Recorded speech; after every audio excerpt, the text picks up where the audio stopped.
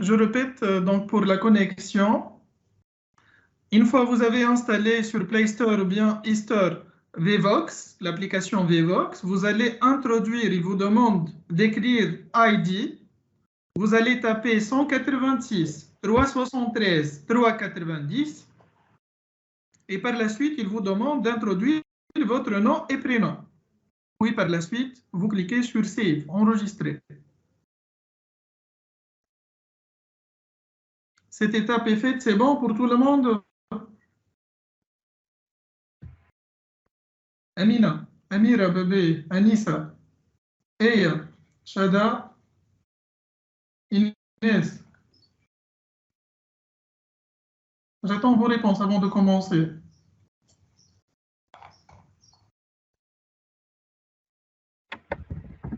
Très bien. Mariam installée. Quelle Mariam, femme?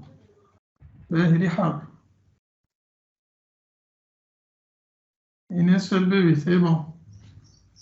Hey, Cyril, Samar. Mazel.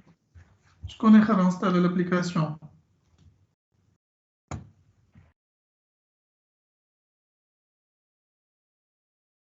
OK. Hakim.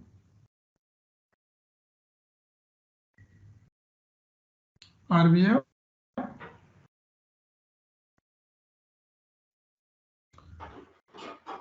Hey, Mariam. Alors, une fois que vous avez installé l'application, normalement, vous aurez à voir cette capture d'écran sur vos smartphones. Journée du collège, 13 avril 2022. Donc, sur vos smartphones, vous allez avoir cette diapositive. Ici, pour répondre aux questions, si vous avez une question, un choix simple, une seule réponse est juste. Vous allez cliquer sur le cercle, vous allez trouver donc sous forme de cercle, et vous allez cliquer, et la réponse sera envoyée automatiquement.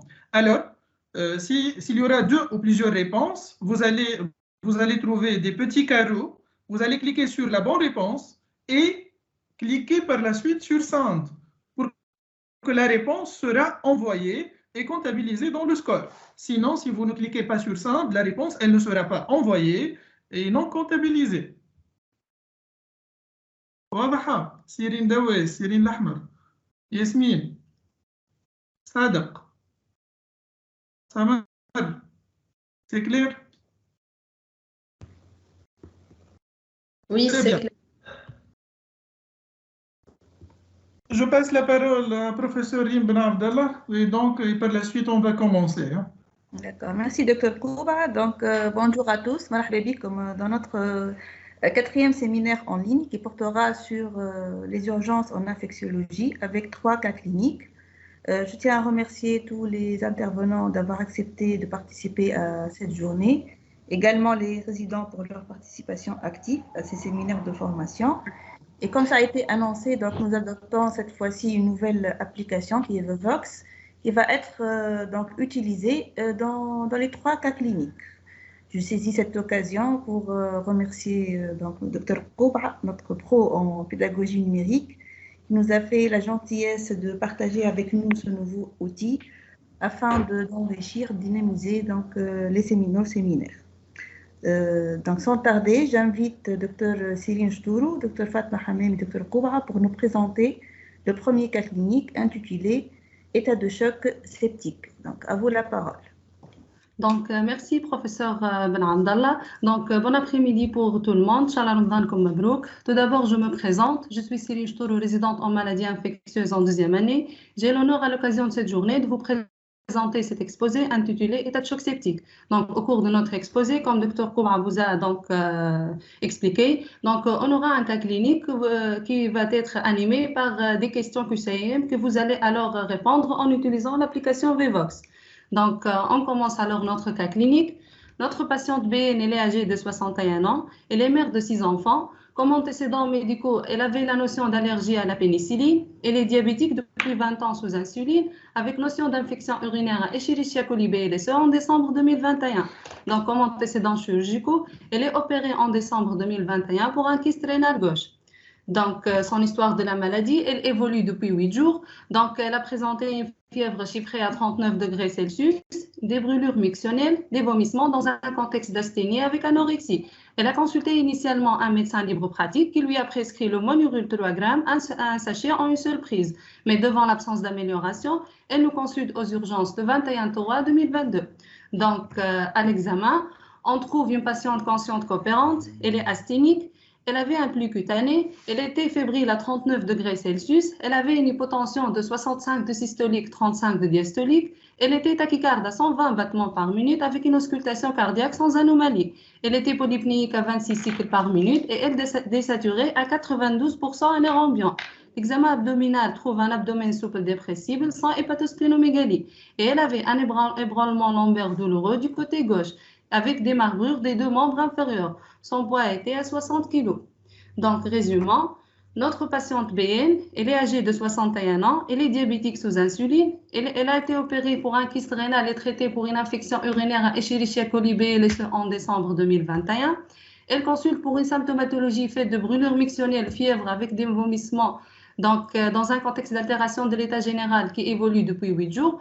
Et à l'examen, on note essentiellement elle est fébrile à 39 degrés Celsius, elle avait une hypotension à 65 de systolique, 35 de diastolique, elle est tachycarde à 120 battements par minute, elle est polypnéique à 26 cycles par minute et elle désaturée à 92% à l'air ambiant avec des marbrures au niveau des deux membres inférieurs.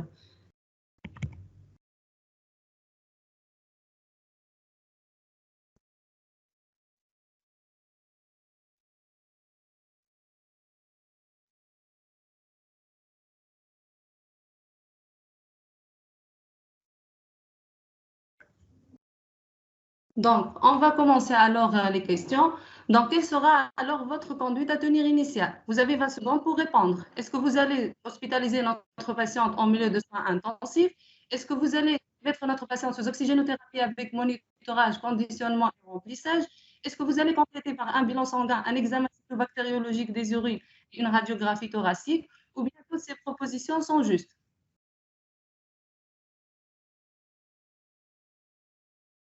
Donc, 56% parmi vous ont répondu la réponse juste. En fait, toutes ces propositions sont justes. Donc, en effet, notre patiente a été hospitalisée au service des urgences. On a mis en place 2 voies d'abord veineuses. On a commencé le remplissage par sérum physiologique. Elle a nécessité 4 litres d'oxygène pour obtenir une saturation à 97%. Et on a alors complété par un bilan qui a montré donc une hyperleucocytose à 11 900, une anémie à 9, une hyponatrémie à 130, sa CRP était augmentée à 556. Donc, elle avait une insuffisance rénale, à savoir 12,9 millimoles par litre d'urée et 169 de créatinémie. À la gazométrie, elle avait une acidose métabolique qui était partiellement compensée par une alcalose respiratoire et elle désaturait 91% à l'air ambiant. Sa lactatémie était augmentée à 2,4 millimoles par litre avec une procalcitonie positive à 2,3 nanogrammes par millilitre. À l'examen cytobactériologique des urines, on trouve un aspect trouble des urines. Sa leucocyturie était positive, supérieure à 10 puissance 9 par millilitre et la culture était en cours. La radiographie thoracique était sans anomalie.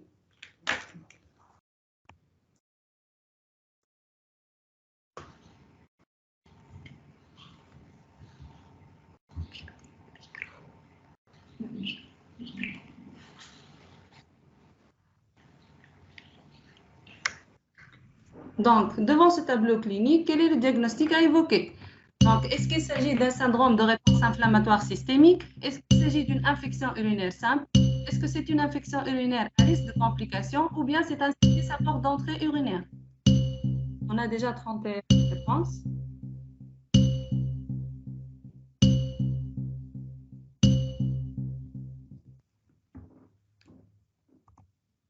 Donc, très bien, 94% parmi vous ont répondu la bonne réponse. En effet, notre patiente, elle présente un sepsis à porte d'entrée urinaire. Donc, selon la nouvelle définition qui a été mise à jour en 2016, pour identifier rapidement les patients à risque de présenter un sepsis, on va calculer un score rapide qui est le QuickSOFA. Ce score comporte 3 critères, à savoir une pression artérielle systolique inférieure ou égale à 100 mm mercure, une altération de l'état neurologique, soit un score de Glasgow inférieur ou égal à 13, une fréquence respiratoire supérieure ou égale à 22 par minute et la présence de deux critères parmi ci-dessous, donc définit l'état de sepsis. Et notre patiente présente une pression artérielle systolique qui est donc à 65 mm/mercure et elle est polypnéique à 26 cycles par minute. Donc, on parle de sepsis selon la nouvelle définition comme une dysfonction d'organes secondaires à une réponse inappropriée de l'hôte envers une infection. Donc, on oublie par cette définition le syndrome de réponse inflammatoire systémique et on oublie le sepsis sévère. Donc, selon cette nouvelle définition, on va calculer un score. Si ce score est supérieur ou égal à 2, ou bien on a une augmentation de plus que 2 points si notre patient présente déjà une dysfonction d'organes, on parle alors dans ce cas d'un état de sepsis. Si le score SOFA est supérieur ou égal à 2, on parle aussi dans ce cas d'une augmentation de risque de mortalité de 10%. Donc, notre patiente elle a nécessité le remplissage. Donc, concernant le remplissage vasculaire, dans le cadre de l'état de choc septique, donc, est-ce que ne doit être réalisé qu'après avoir évalué la volémie par échographie cardiaque? Est-ce que les colloïdes sont les solutés de choix? Est-ce que l'albumine peut être utilisée en première intention ou bien la quantité recommandée de 30 ml par kilo?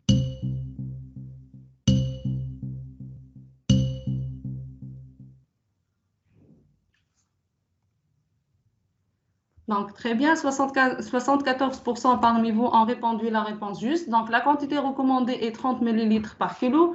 Pour ceux qui ont répondu les colloïdes sont les solutés de choix. En fait, les colloïdes, malgré qu'ils ont un pouvoir expansif très important, mais ils ne sont pas indiqués de première intention parce qu'ils sont très allergisants. Pour l'échographie, bien sûr, il ne faut pas attendre de faire une échographie cardiaque avant de commencer le remplissage. Donc, quelle soluté de remplissage peut-on utiliser? Est-ce qu'on va utiliser le sérum glucosé? Est-ce qu'on va utiliser un gel lactate, le sérum physiologique ou bien la gélatine?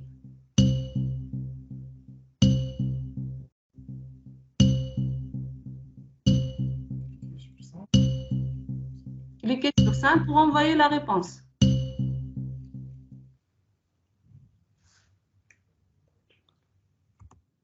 Donc, les réponses justes sont 2 et 3. Donc, 86% parmi vous ont répondu la réponse juste. Donc, concernant les cristalloïdes qui sont des solutés de remplissage, est-ce qu'ils sont les solutés de remplissage à utiliser en première intention en cas de choc septique? Est-ce qu'ils ne diffusent pas dans le secteur interstitiel? Est-ce qu'ils ont un faible pouvoir d'expansion volémique comparativement aux colloïdes? Est-ce qu'ils n'entraînent pas d'œdème ou bien peuvent entraîner une acidose hyperchlorémique?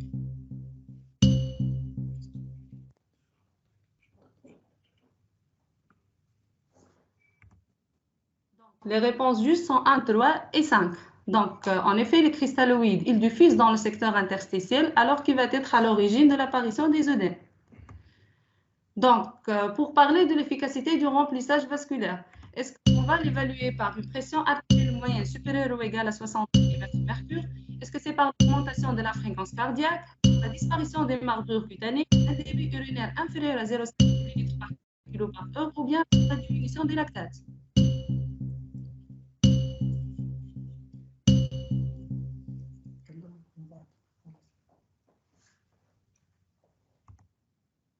Donc, les réponses justes sont 1 et 3. Donc, pour la réponse 2, plutôt, on va chercher une diminution de la fréquence cardiaque. Le débit urinaire doit être supérieur ou égal à 0,5 ml par kilo par heure. Et pour les lactates, on va chercher la diminution des lactates à l'introduction des antibiotiques, non pas le remplissage.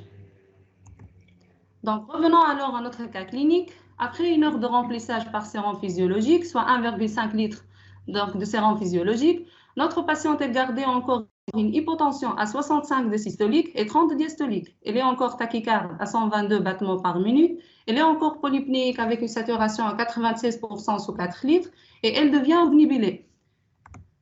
Donc, devant cette hypotension persistante, malgré un remplissage bien maintenu, quel amyle vasopresseur prescrivez-vous? Donc, est-ce que vous allez prescrire la dopamine? Est-ce que vous allez prescrire l'adrénaline, la noradrénaline ou la vasopressine?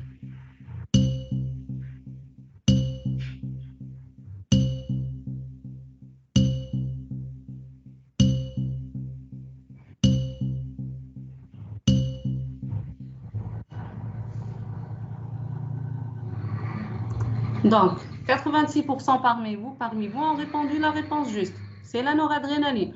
En effet, la dobutamine elle est utilisée en première intention plutôt pendant le choc septique. Et la vasopressine, c'est un ami vasopresseur très puissant et il est utilisé en dernier recours. Donc, selon la nouvelle définition du sepsis, se découle alors la nouvelle définition du choc septique, qui réunit alors tous ces critères, à savoir un état de sepsis, donc la nécessité de recours au vasopresseur pour obtenir une pression artérielle moyenne supérieure ou égale à 60 mm de mercure, une lactatémie supérieure ou égale à 2 mmol, soit 18 mg par décilitre, malgré la correction de l'hypovolémie par un remplissage adéquat. Donc, sur le plan pratique, si on a un patient chez qui on suspecte une infection, on va mesurer la fréquence respiratoire, on va évaluer la conscience et mesurer la pression artérielle systolique. Si par ces paramètres, on obtient un quick SOFA supérieur ou égal à 2, on va compléter par obtenir les variables du score SOFA, à savoir le score du Glasgow, la pression artérielle moyenne. On va compléter par une gazométrie, une numération formule sanguine, une bilirubinémie et une créatinémie. Donc, si notre score SOFA est supérieur ou égal à 2, on va alors commencer le remplissage pour obtenir une pression artérielle moyenne supérieure ou égale à 65 mm mercure et on va compléter par le dosage de la lactatémie. Si on a la nécessité de recours au vasopresseur pour obtenir une pression artérielle moyenne supérieure ou égale à 60 et on a une lactatémie supérieure ou égale à 2 mmol par litre, dans ce cas alors, on parle de choc septique, donc qui doit être pris en charge en milieu de réanimation. Donc, le score SOFA, il est utilisé plutôt en milieu de réanimation et le quick SOFA, il est utilisé en dehors de réanimation, essentiellement aux urgences. On a parlé du lactate comme un critère de définition de l'état de choc septique. Donc, selon vous, le lactate au cours du choc septique, est-ce que son taux est corrélé à la sévérité de la situation clinique? Est-ce qu'il ne permet pas d'évaluer la réponse au traitement? Est-ce qu'une valeur inférieure ou égale à 2 est en faveur du diagnostic? Est-ce qu'un taux élevé est la résultante d'une bonne oxygénation tissulaire ou bien il peut résulter d'un dysfonctionnement rénal hépatique?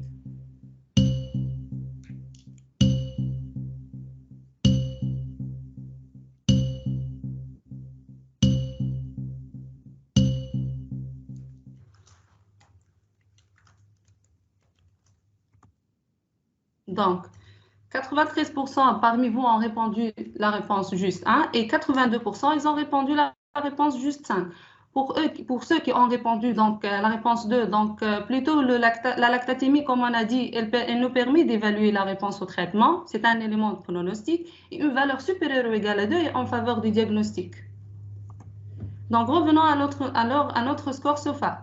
Donc, selon vous, le score SOFA, est-ce qu'il comporte 5 défaillances d'organes cotées chacune de 0 à 4? Est-ce qu'un score supérieur ou égal à 2 est associé à un risque de mortalité de 10%? Est-ce qu'il est utilisé en milieu médical et en réanimation? Est-ce qu'un score simplifié et facile, le quick SOFA, permet de faire le tri en urgence? Ou bien un score supérieur à 2 permet de définir le sepsis?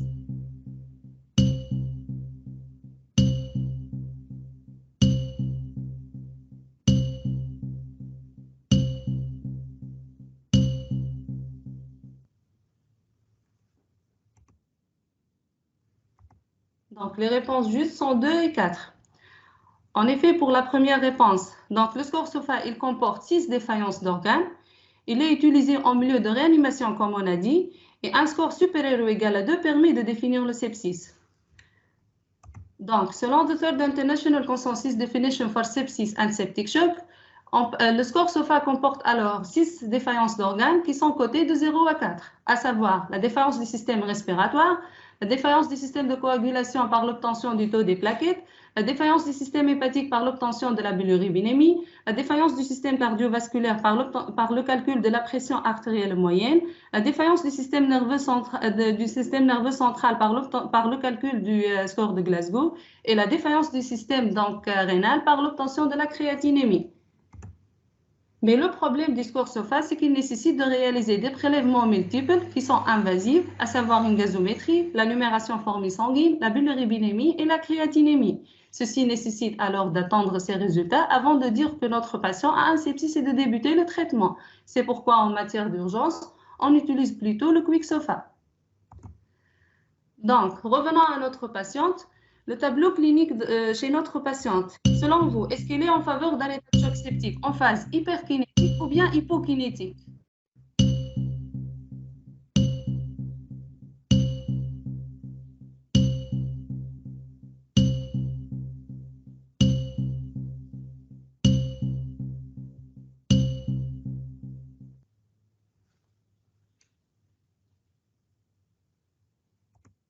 Donc, la réponse juste, c'est un état de choc en phase hypokinétique.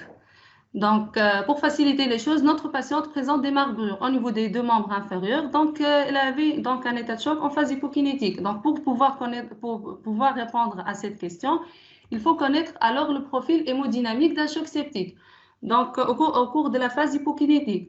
Donc, selon vous, le profil hémodynamique d'un choc septique à la phase hypokinétique, est-ce qu'il est caractérisé par un débit cardiaque bas, un index cardiaque élevé, des résistances artérielles systémiques basses ou bien une pression artérielle pulmonaire de occlusion élevée?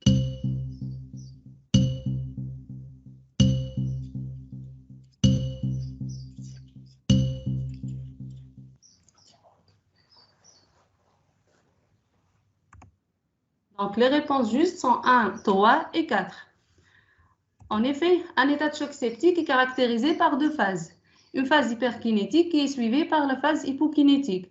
La phase hyperkinétique, elle est caractérisée par un débit cardiaque, elle est caractérisée essentiellement par un débit cardiaque augmenté, une pression artérielle pulmonaire d'occlusion diminuée et des résistances vasculaires systémiques très diminuées.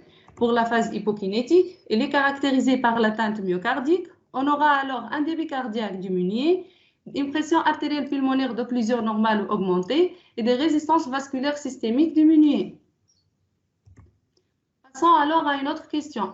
Selon vous, est-ce que l'échographie cardiaque est indiquée au cours d'un état de choc? Oui ou non?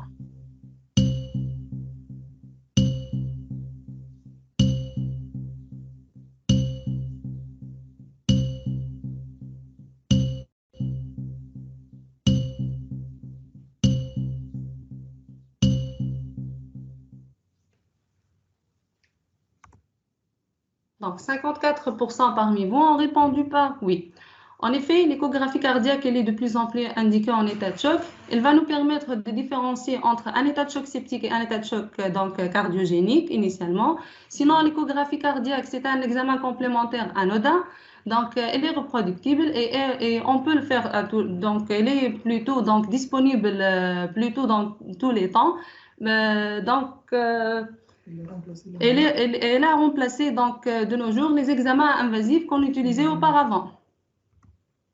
Donc, selon vous, l'atteinte myocardique au cours du choc septique, est-ce qu'elle est biventriculaire? Est-ce qu'elle est uniquement systolique? Est-ce qu'elle est précoce, réversible ou bien toujours présente?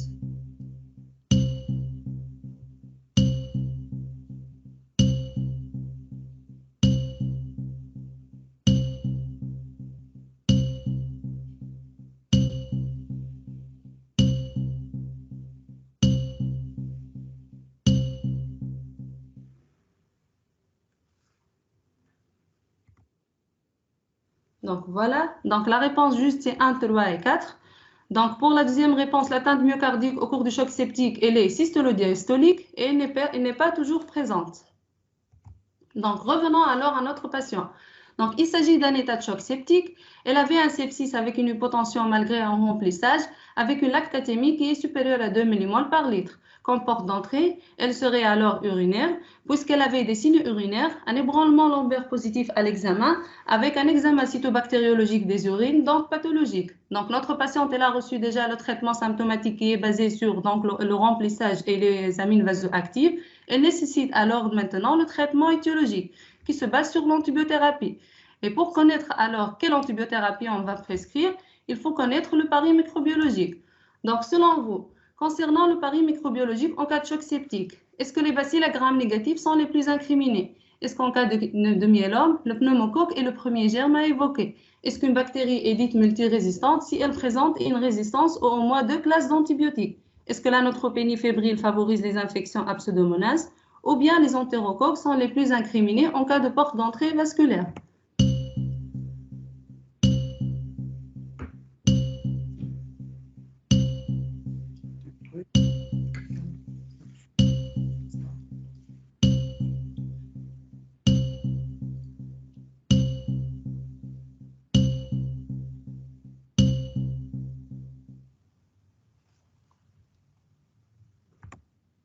Donc, les réponses justes sont 1, 2 et 4.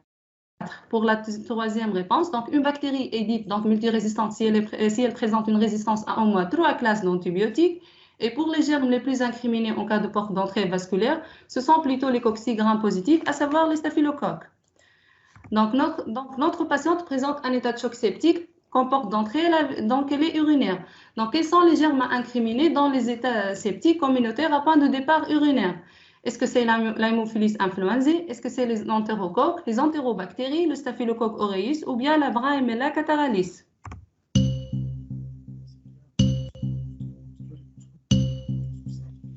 Donc, si vous suspectez qu'il y a plus que d'une réponse juste, donc n'oubliez pas de cliquer sur Send.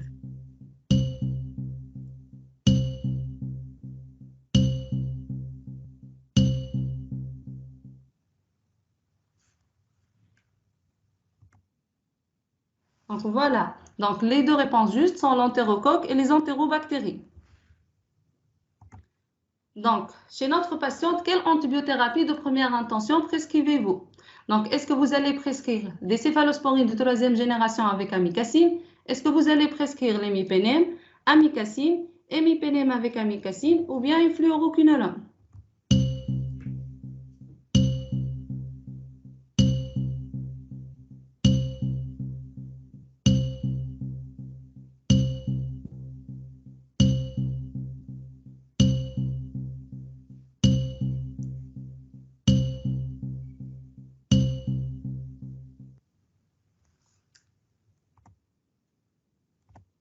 Notre patiente, elle nécessite une antibiothérapie basée sur un hémipénème avec amikacine. Donc 54% parmi vous ont répondu la réponse juste. En effet, notre patiente, elle présente un état de choc septique, donc elle nécessite une bithérapie. On a utilisé l'hémipénème plutôt que les céphalosporines de troisième génération, puisque notre patiente, elle avait donc un antécédent d'une infection urinaire à Escherichia coli BLSE, donc elle est de risque d'avoir une bactérie multirésistante. Donc, quels sont les facteurs de risque d'être porteur d'une bactérie multirésistante? Est-ce que c'est le fait d'avoir un malade ayant eu un antécédent de bactérie multirésistante? Est-ce que c'est la vie en collectivité? Est-ce que c'est l'immunodépression? Une antibiothérapie datant de moins de 3 mois ou bien un âge avancé?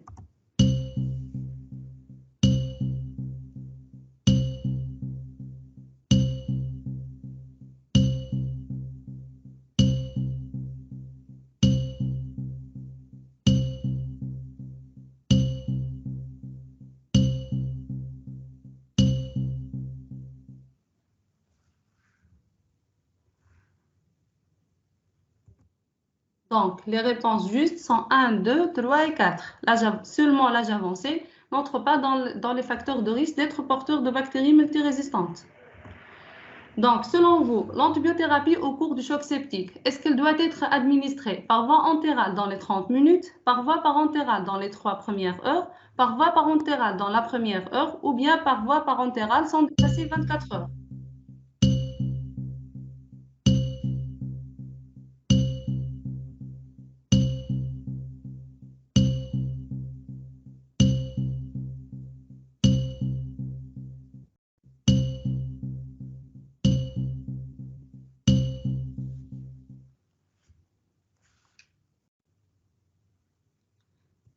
Bien, donc 81% parmi vous ont répondu la réponse juste. Donc l'antibiothérapie au cours du choc septique doit être administrée par voie parentérale dans la première heure.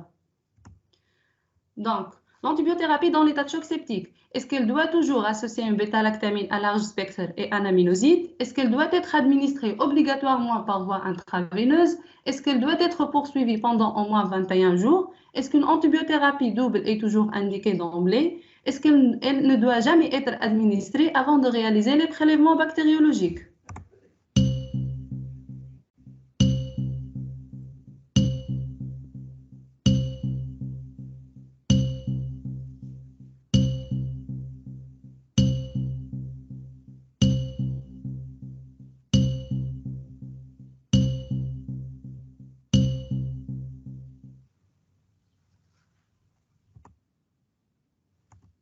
Donc, les réponses justes sont 2 et 4. Pour ceux qui ont répondu donc la première proposition, en effet, une bêta-lactamine n'est pas toujours indiquée. En effet, l'antibiothérapie donc elle va être conditionnée selon le site de l'infection.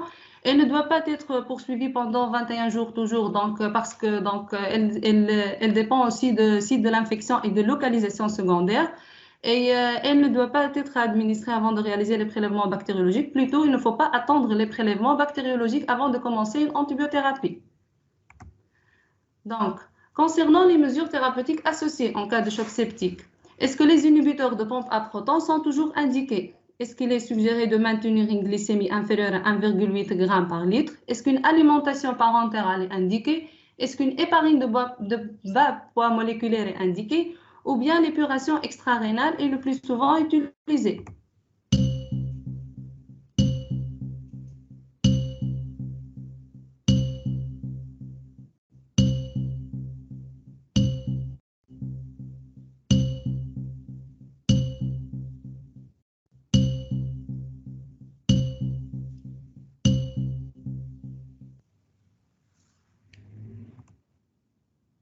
Donc, les réponses justes sont 2 et 4. L'alimentation indiquée, c'est plutôt entérale. Les inhibiteurs de pompe à protons sont indiqués si on suspecte donc une hémorragie digestive. Donc, pour parler d'un succès thérapeutique, il faut avoir des objectifs. Donc, selon vous, les objectifs à atteindre au cours des 6 premières heures lors de la prise en charge d'un choc septique, est-ce qu'ils sont le fait d'avoir une pression veineuse centrale entre 12 et 18 cm d'eau? Est-ce que c'est le fait d'avoir une pression artérielle moyenne supérieure ou égale à 65 mm/mercure? Est-ce que c'est le fait d'avoir un débit urinaire supérieur ou égal à 0,5 ml par kilo par heure, une saturation veineuse inférieure à 60% ou bien une créatinémie inférieure à 176 micromoles par litre?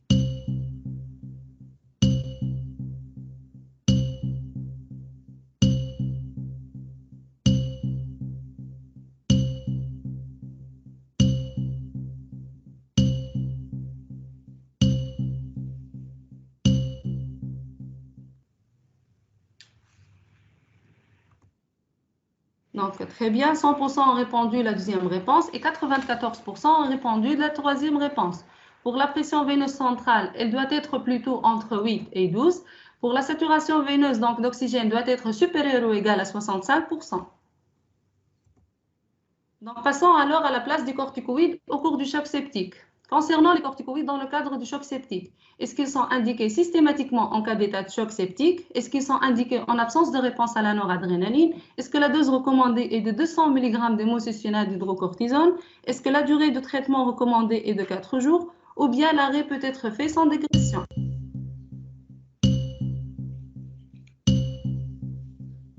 N'oubliez pas de cliquer sur Send.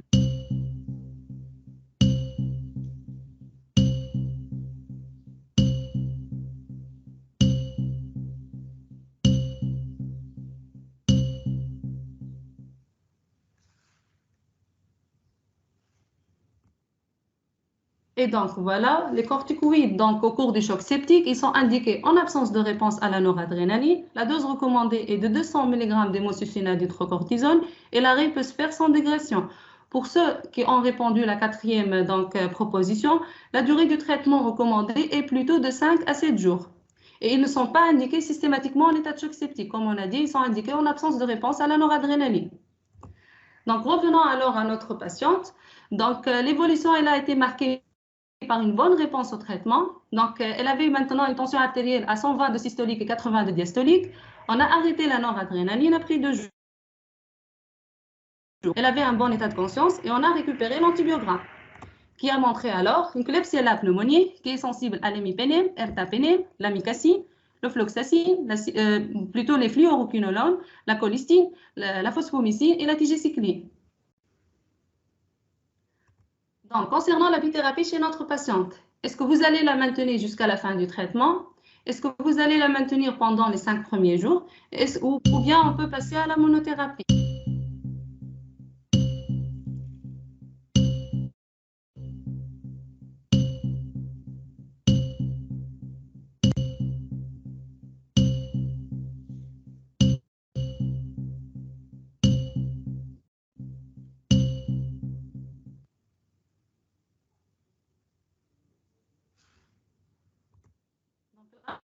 La réponse juste, c'est plutôt qu'on peut passer à la monothérapie.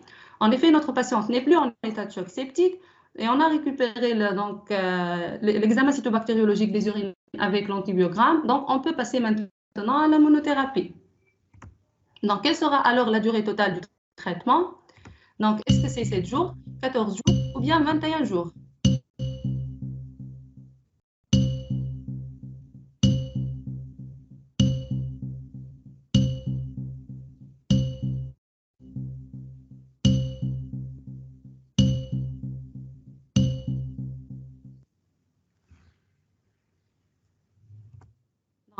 Très bien, 77% parmi vous ont répondu la réponse juste. Donc, comme vous le savez, lorsqu'on a un état de choc septique à porte d'entrée urinaire, bon, une infection urinaire compliquée d'un état de choc septique, selon les recommandations, donc on va poursuivre l'antibiothérapie pendant 10 à 14 jours. Donc, on termine alors par cette question. Concernant le pronostic d'un état de choc septique, est-ce qu'il dépend de la rapidité de la prise en charge, de l'efficacité de l'antibiothérapie, du nombre de défaillances d'organes, de l'âge ou bien toutes les réponses sont justes?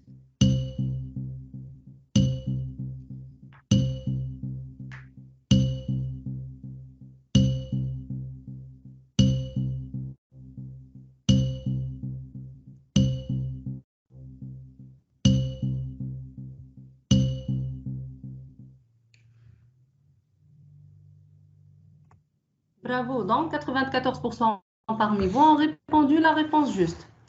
Donc, en conclusion, le pronostic d'un patient présentant un état septique, il dépend essentiellement de la qualité, c'est-à-dire la rapidité de la prise en charge initiale, à savoir un traitement symptomatique qui est basé sur un remplissage vasculaire avec des drogues vasoactives et un traitement étiologique qui est basé essentiellement sur une antibiothérapie précoce et efficace, tout en sachant que tout retard thérapeutique chez un patient en état de choc septique est susceptible d'entraîner une surmortalité. Donc, et le gagnant donc, pour cet après-midi est Dr Hamza Matoug. Bravo Hamza, yatik saha. Félicitations. Alors, vous avez gagné un flash disque. C'est un flash disque qui est ultra rapide, qui travaille avec USB 3.2 avec une capacité de 128 Go. Félicitations Hamza, yatik saha. مبروك حمزة برافو صفقوا عليه يا جماعة الكل.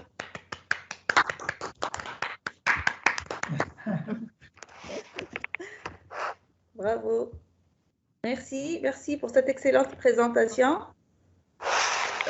S'il y a des questions, j'ai vu qu'il y a des questions par Rajah. Je ne sais pas s'il veut la reformuler.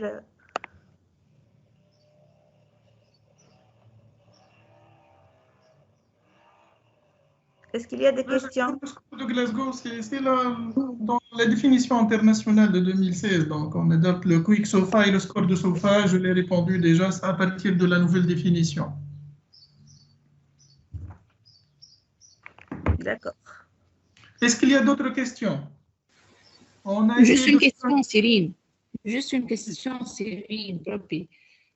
Vous avez parlé du passage à la monothérapie en cas d'état de choc septique, vous passez à la monothérapie, mais là, on ne voit pas les recommandations, on ne voit pas des papiers scientifiques.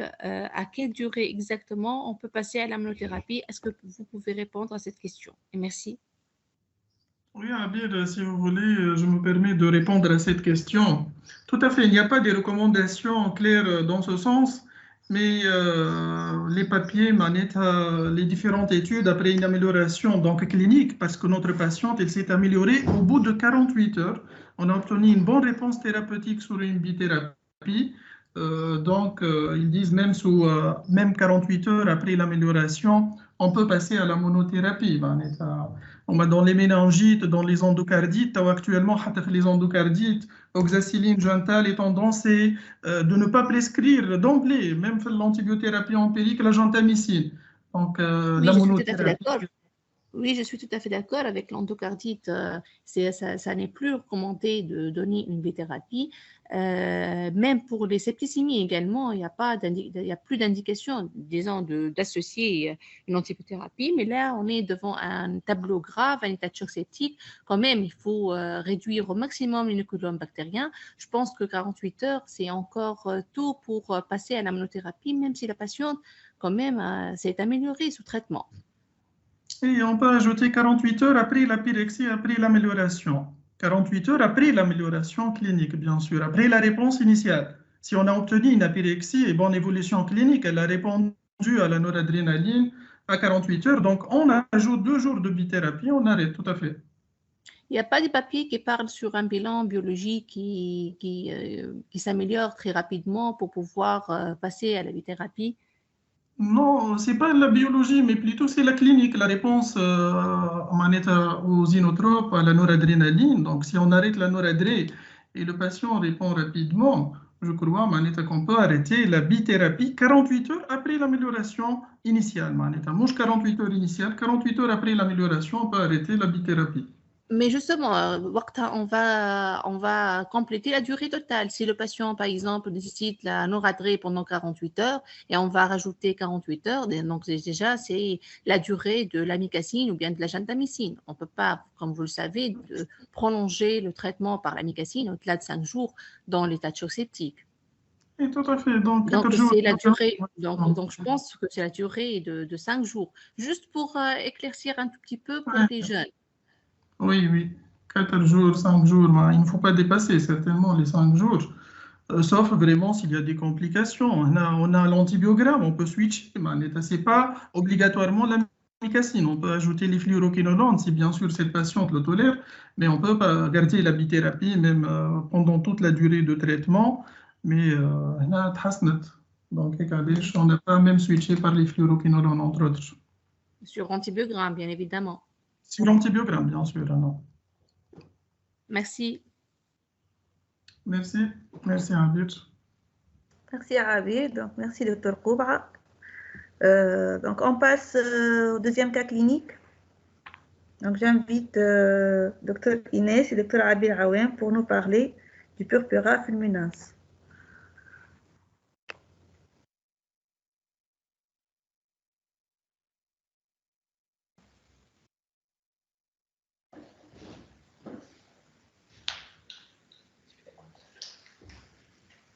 Bon après-midi, est-ce que vous m'entendez? Oui. Oui. D'accord, donc bienvenue chers maîtres et confrères. Je vais partager mon écran.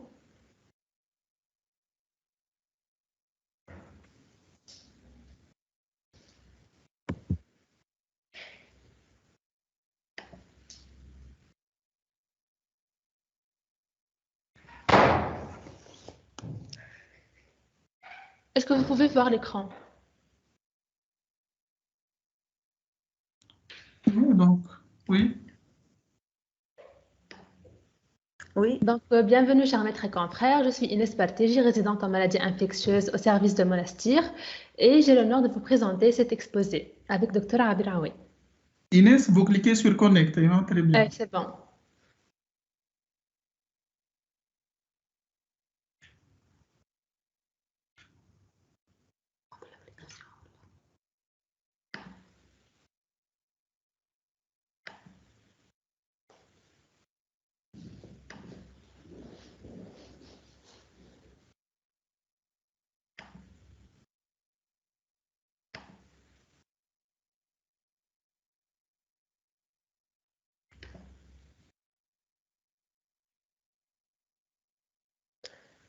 Donc, je pense que vous avez tous téléchargé l'application Vivox. Je vous invite à me rejoindre avec cette ID number.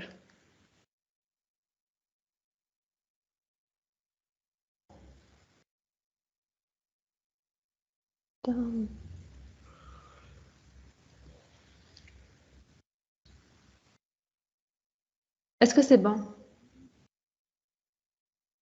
Pas encore.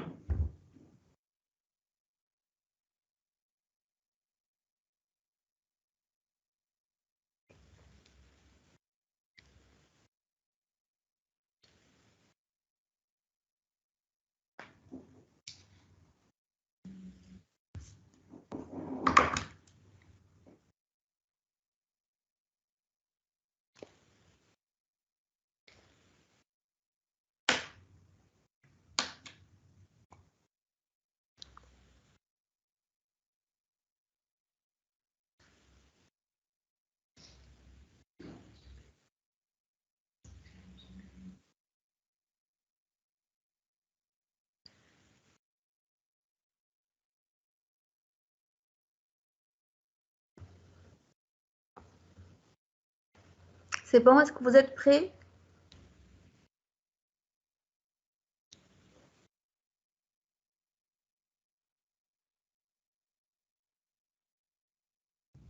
Oui. D'accord, donc vous pouvez commencer. D'accord, alors on commence par ce cas clinique. C'est un jeune homme âgé de 38 ans. aux antécédents de splénectomie à l'âge de 20 ans suite à un accident de la voie publique.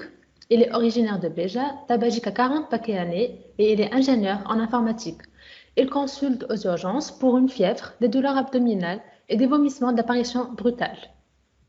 Alors, on fait l'examen. Il était conscient, bien orienté, fébrile à 39 degrés, un état hémodynamique stable avec une tension artérielle à 10,6, une fréquence cardiaque 95 battements par minute. Il était eupnéique et à l'auscultation, il n'y avait pas de râle, pas de souffle. Donc, on a inspecté le patient et à l'inspection des membres inférieurs, on a trouvé ce type de lésions au niveau du pied gauche. Donc, ces lésions cutanées à type de pétéchier qui sont multiples, qui peuvent être, qui ont eu un aspect en nappe avec des placards échymotiques et ces lésions ne s'effacent pas à la vitropression. Donc, après avoir vu ce patient, qu'est-ce qu'on a évoqué en premier lieu?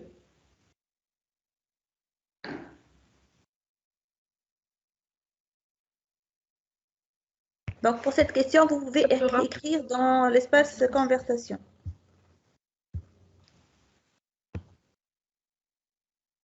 On évoque un purpura fulminans.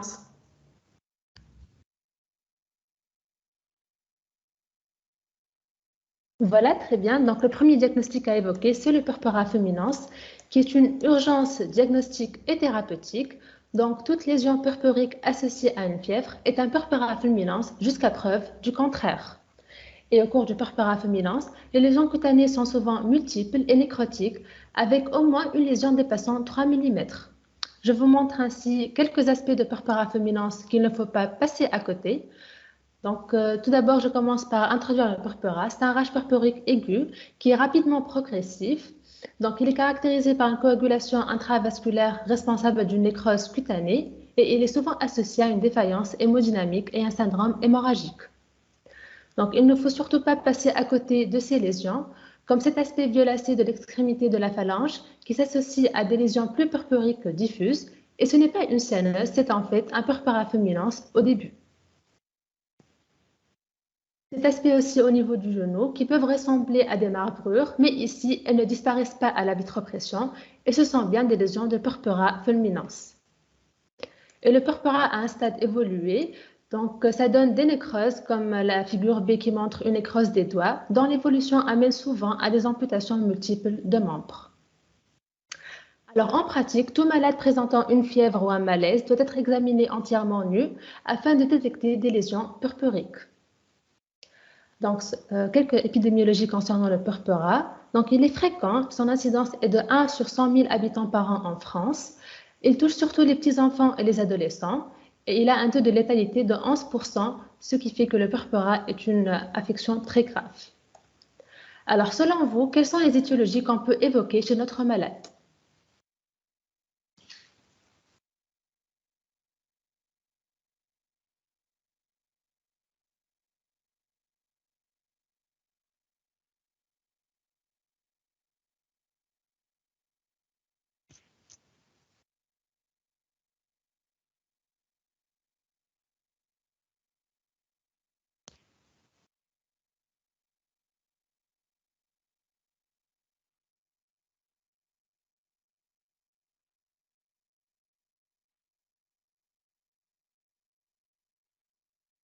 Donc voilà, on peut évoquer la septicémie à méningocoque et la septicémie à pneumocoque. Donc pour les autres, je vais expliquer pourquoi on ne peut pas les évoquer. Alors en fait, on a 3 groupes d'étiologies pour le purpura fulminans. On a premièrement le purpura fulminans néonatal, qui est dû à un déficit héréditaire en protéine S, C et l'antithrombine 3. On connaît tous que les protéines S et C sont 2 inhibiteurs de la coagulation, bien connus, et leur déficit congénital complet est responsable du purpura fulminans néonatal. Par ailleurs, un déficit hétérozygote entraîne un tableau de thrombophilie. Le deuxième groupe, c'est le purpura fulminans idiopathique, qui est post-infectieux. C'est un tableau très, très rare et il s'agit d'une affection débutant 7 à 10 jours après l'infection virale, dû à un désordre auto-immun. Donc, il est responsable de la production des auto-anticorps antiprotéine C et antiprotéine S. Et le groupe le plus fréquent, c'est le purpura fulminans infectieux aigu.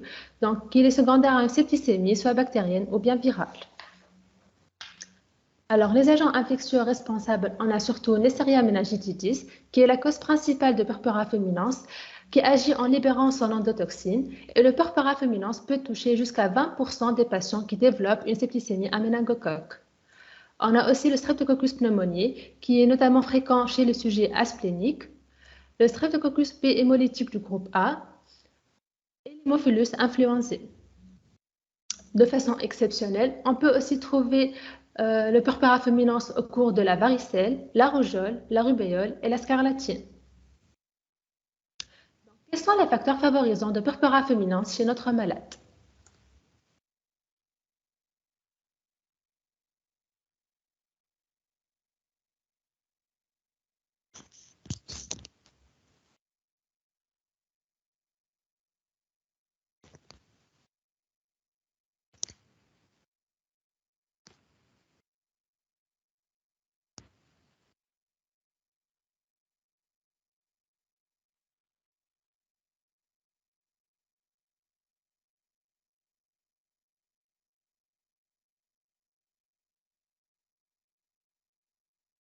D'accord. Alors, les réponses juste sont le tabagisme et la splénie. Donc, les facteurs de risque du purpura fulminans sont surtout le déficit en complément, la splénie, l'antécédent d'infection virale, une maladie chronique, un bas niveau socio-économique et le tabagisme. Donc, pour notre patient, quelle est la première mesure à instaurer en urgence?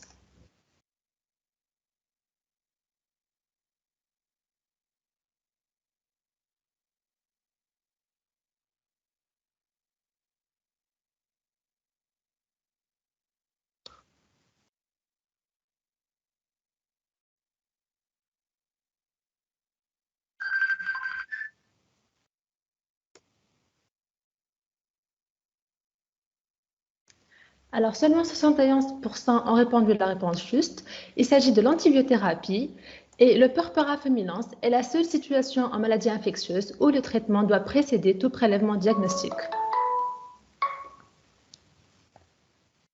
Donc, je vous montre cette étude qui date de 2006 et qui montre l'intérêt de démarrer une antibiothérapie en pré-hospitalier même en comparant le taux de décès qui est nettement inférieur par rapport aux patients non traités.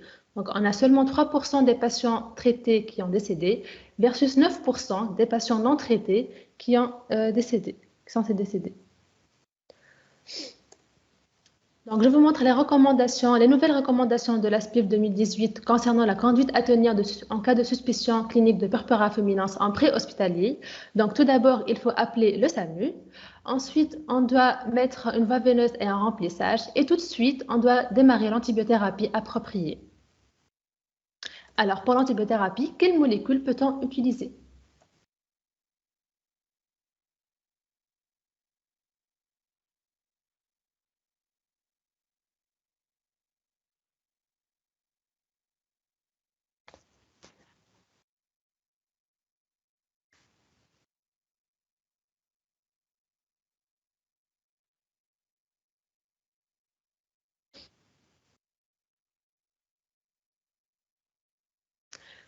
Donc, très bien, la majorité ont répondu la réponse juste, qui est le céfotaxime et le ceftriaxone.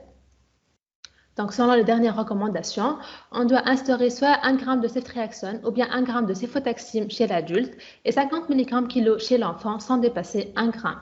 Donc, c'est la première dose à administrer en urgence en cas de purpura fulminans. Alors, pour les corticoïdes, est-ce qu'on doit les associer?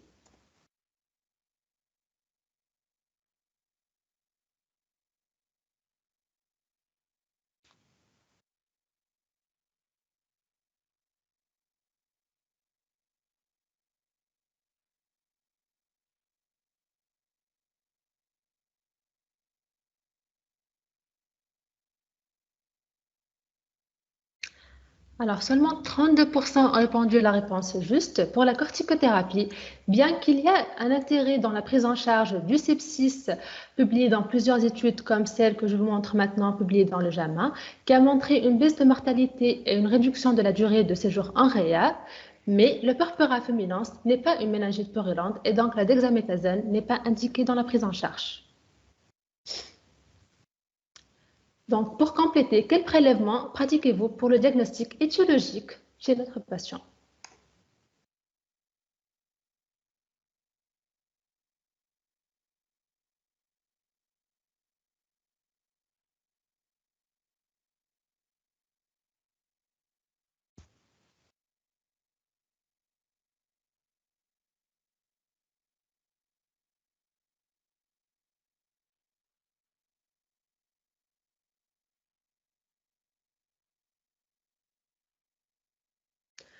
Donc, bien sûr, on va faire les hémocultures, mais on peut aussi faire une biopsie d'une lésion nécrotique.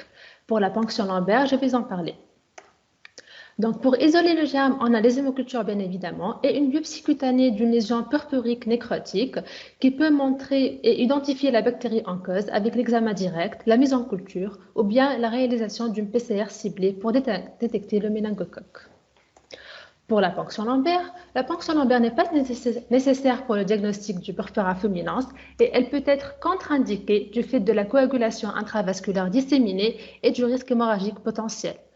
Donc, je rappelle que le purpura fulminans n'égale pas une méningite. Donc, on peut aussi faire d'autres prélèvements comme la numération sanguine qui peut montrer une thrombopénie liée à une activation généralisée des plaquettes qui s'agrègent au niveau des petits vaisseaux. Et maintenant, les hémocultures sont revenus positifs à Neisseria meningitidis. Quelles mesures doit-on prendre pour le patient et pour l'entourage du patient?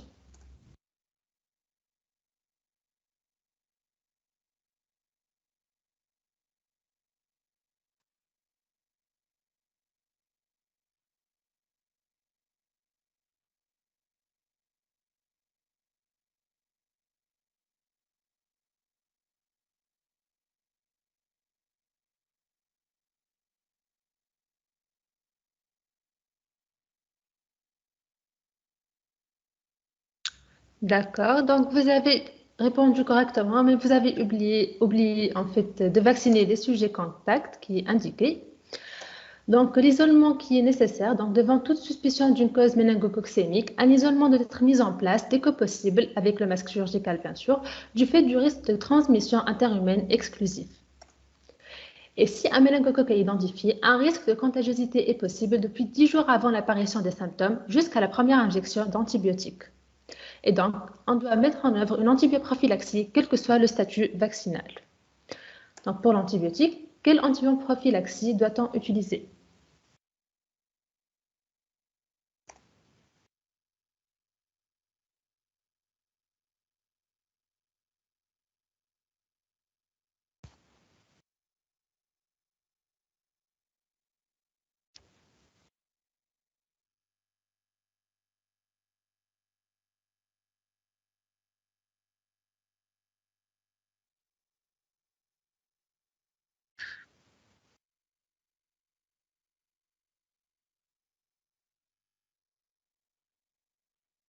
Donc, bien sûr, on va utiliser la rifampicine, le ceftriaxone et la ciprofloxacine, mais ce qui diffère, c'est la dose. Donc, en fait, on va administrer la rifampicine per-os pendant 48 heures, soit 600 mg x 2 par jour chez l'adulte et 10 mg kg x 2 par jour pour l'enfant. Et en cas de contre-indication de résistance documentée ou bien d'infection répétée dans une même communauté, on peut utiliser le ciprofloxacine per-os à dose unique, 500 mg chez l'adulte et 20 mg kg chez l'enfant, ou bien le ceftriaxone à la dose de 200 mg chez l'adulte et 125 mg chez l'enfant par voie intraveineuse. Donc, suite aux dernières recommandations de la SPIF 2018. Et pour la vaccination, donc la vaccination est organisée dans les 10 jours suivant l'apparition du cas en complément d'un traitement antibiotique et le vaccin utilisé dépend de la nature du méningocoque responsable. Donc, les vaccins méningococciques sont fabriqués à partir des antigènes capsulaires contre les méningocoques du sérogroupe A, C, Y et W. On a un vaccin multicomposant sous-capsulaire qui a obtenu l'AMM en janvier 2013 contre les méningocoques du sérogroupe B et couvre environ 80% des souches du sérogroupe B circulant en France. Donc, l'immunité vaccinale apparaît en moyenne 10 jours après la vaccination. Passons au pronostic du purpura fulminans, qui dépend de la rapidité de la prise en charge. Et le pronostic et le diagnostic peut être difficile. Parfois, on peut voir ni purpura ni aspect toxique, comme c'est le cas dans une série faite sur 381 enfants avec une infection méningococcique, et 45 enfants ont consulté les urgences dans les 48 heures précédentes pour fièvre et renvoyés à domicile, et 2 d'entre eux sont décédés. Purpura peut être aussi précédée ou bien remplacée par une éruption maculopapuleuse qui peut fausser le diagnostic, comme c'est le cas dans 69 patients, et 38% avaient une éruption maculopapuleuse qui était en fait un purpura fulminans.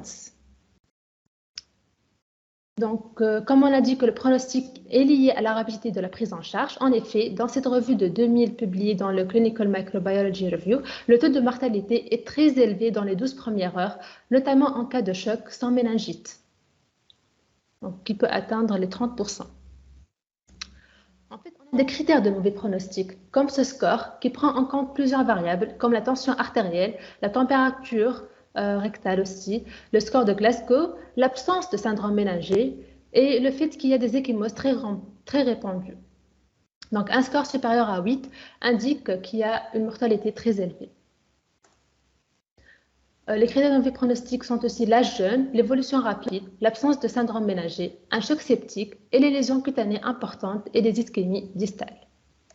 Donc, cette étude menée de 2003 à 2005 en Hollande montre que le taux de mortalité le plus élevé a été observé chez les patients ne présentant pas un syndrome ménager, parce que ça va fausser le diagnostic et nous orienter vers quelque chose d'autre. Le taux aussi était plus élevé avec le sérogroupe B.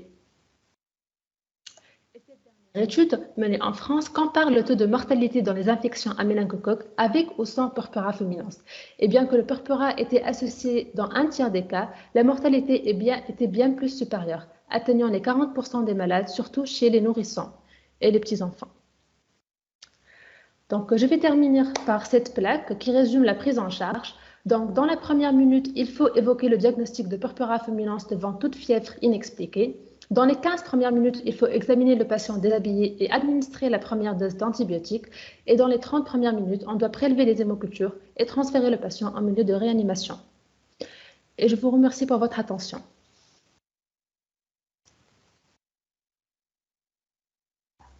Est-ce que vous avez des questions?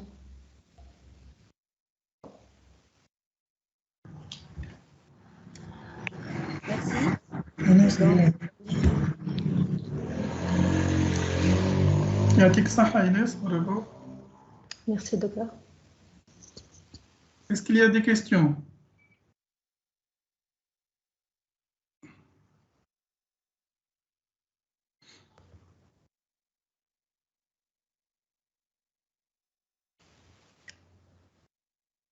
Alors, Inès, j'ai une question sur la corticothérapie.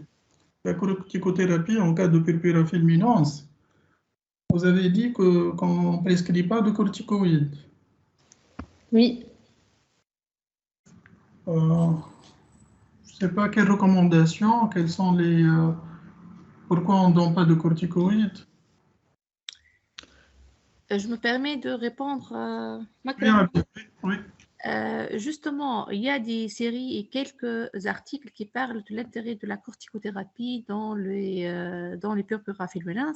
Et d'ailleurs, beaucoup d'auteurs ont montré son intérêt, mais c'est sur des études qui ne sont pas à large échelle, il n'y a pas de méta-analyse. Et de ce fait, dans les dernières recommandations de la STPI qui a été révisée en 2019, oui, donc ils n'ont pas indiqué la corticothérapie en cas de méningite parce qu'ils ont dit que le Purpura fulminans, ce n'est pas une méningite en fait. Donc, il n'y a pas d'indication pour l'association de la corticothérapie comme il est indiqué pour les méningites à pneumocoque, à méningocoque et tout ça. Donc, le Purpura, c'est pour eux, ce n'est pas une méningite, donc il n'y a aucune indication pour associer une corticothérapie et de ce fait, l'indication de la corticothérapie n'a pas été retenue. Les recommandations STPI, كتقول لي عبيرة. سبيلف مش STPI سبيلف معليش احنا STPI نعرف بتريني وصلت غلطة Oui, سمعت STPI هيك علاش؟ لا بتتر معناتها غلطة وكاو. لا في السبيلف qui a été révisé dernièrement en 2019. Selon ces dernières recommandations, il n'y a plus d'intérêt pour la corticothérapie, ou il n'y a pas d'intérêt, disons, pour la corticothérapie dans les Purpura fulminans. Oui. Très bien. Est-ce qu'il y a d'autres questions?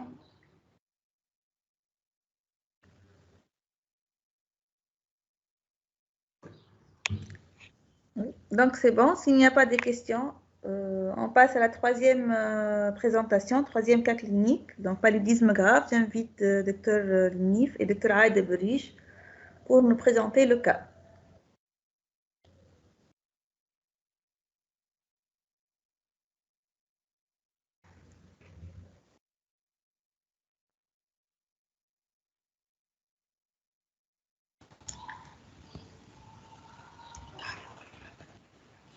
Vous m'entendez? Oui, on vous entend et on voit l'écran. Oui. Ah, parfait, parfait, d'accord. Donc, je mets... Donc, normalement, c'est connecté.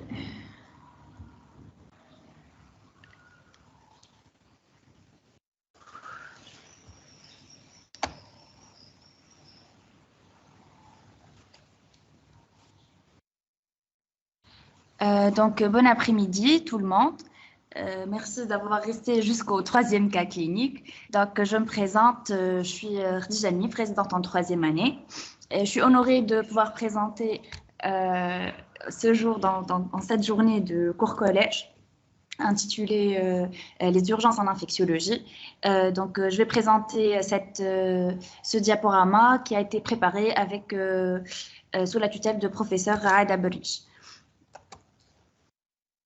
Donc, c'est le cas d'un jeune homme tunisien âgé de 38 ans. Khadija, Il est ingénieur.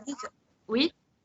Il faudra donner l'idée de la session, l'identifiant pour le VVox. Ah, l'identifiant. Oui, 136. Bon, je pensais que ça s'affichait tout seul. 136, 534, 599. Bon, je ne sais pas si ça marche ou pas. Tout fait le message. Justement. C'est écrit là. Tu l'as partagé. Fait message. C'est bon? Est-ce que c'est... Ça a été partagé sur un message. Message rapidement. Oui. Voilà.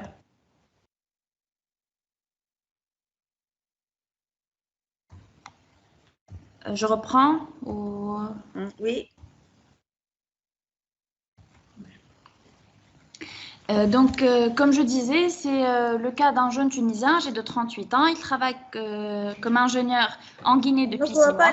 Il n'a pas Khadija, on ne voit pas l'écran. D'accord. Je reprends. Je fais partager l'écran.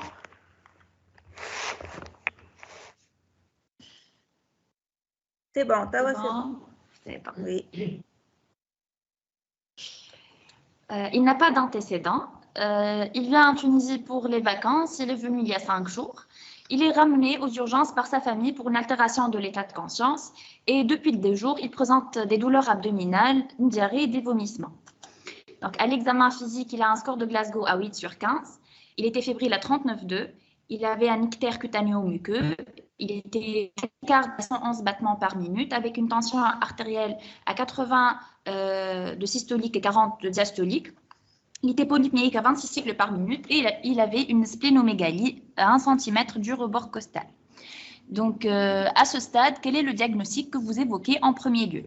Une fièvre typhoïde, une virose, une leishmaniose viscérale, un paludisme ou une méningite?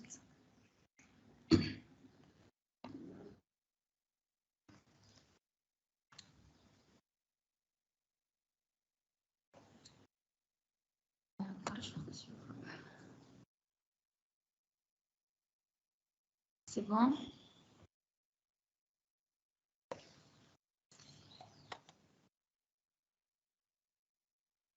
Donc, en effet, la majorité a répondu juste, donc c'est le paludisme.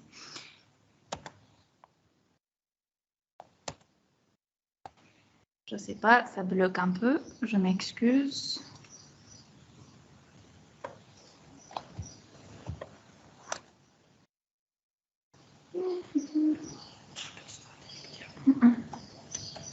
Ah, c'est bon. Donc, toute fièvre, tout trouble digestif, tout trouble neurologique, au retour d'une zone d'endémie palustre, il faut évoquer en premier lieu le paludisme, donc jusqu'à preuve du contraire. Un petit rappel, qu'est-ce que le paludisme? Le paludisme est une maladie dont l'agent pathogène est un parasite intracellulaire obligatoire, unicellulaire, du genre Plasmodium. Il est transmis par une piqûre d'un moustique, l'anophèle femelle. Donc, il y a d'autres modes de transmission, comme la transfusion sanguine ou la transmission materno-fétale, mais ce sont des modes de transmission beaucoup plus rares. Donc, il existe 5 espèces pathogènes pour l'homme, dont le plus fréquent, le plus grave et le plus présent, c'est le Plasmodium falciparum. Il y a aussi le Plasmodium ovale, malarié, vivax et nolésie. Donc, un petit rappel sur l'épidémiologie en Tunisie. La Tunisie a vu plusieurs épidémies entre 1911 et 1928. La déclaration des cas est devenue obligatoire en 1922. Un programme national a été mis en œuvre en 1978 et depuis 1979, on ne voit plus que des cas d'importation pour le paludisme. Mais à quelques exceptions près, donc on a eu des cas de recrudescence tardive de Plasmodium malarié, 11 cas induits en post-transfusionnel, un cas de paludisme contracté par une touriste française qui n'a jamais été confirmé et 4 cas de paludisme autour de l'aéroport. Donc, je vais faire un petit rappel sur le cycle de reproduction du parasite. Donc, le parasite, la piqûre de l'anophèle, donc lors de son repas sanguin, il y aura une inoculation par les sporozoïdes.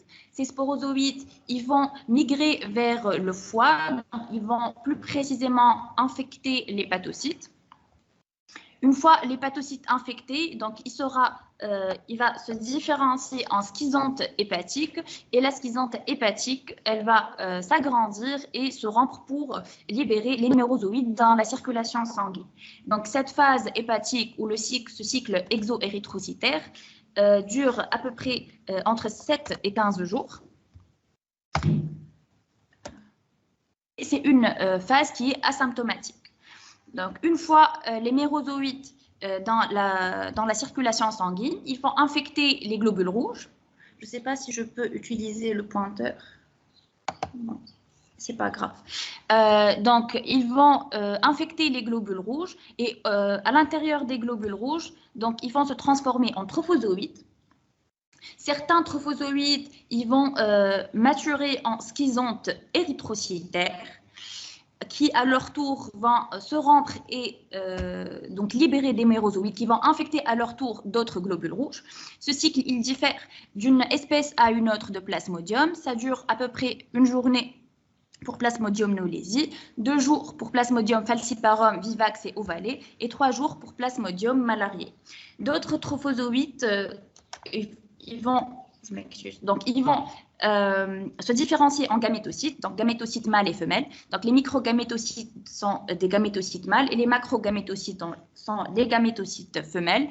Et lors du repas sanguin d'un moustique, donc d'une autre anophèle, ils vont être donc l'anophèle va ingérer ces gamétocytes et donc on aura l'initiation du cycle sporogonique. Donc il y aura la fécondation de ces gamétocytes à l'intérieur du tube digestif du moustique. Les microgamétocytes vont pénétrer les macrogamétocytes et vont former les zygotes. Ce zygote-là, il va se différencier en ookinète qui est donc plus allongé et mobile. Il va donc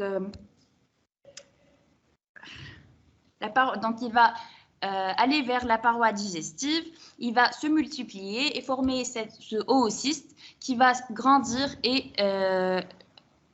il va se rompre pour libérer les sporozoïdes. Ces sporozoïdes, donc, ils vont gagner les glandes salivaires du moustique. Donc, ce moustique, avec les sporozoïdes dans les glandes salivaires, il va infecter d'autres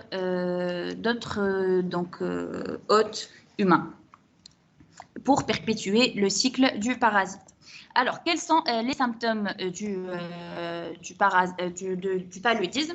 Pour la forme commune, c'est essentiellement la fièvre, donc avec un syndrome algique, une céphalée, des arthromyalgies, des symptômes digestifs comme douleur abdominale, des vomissements, une diarrhée. Alors, selon vous, quels sont les examens complémentaires que vous devez demander en urgence?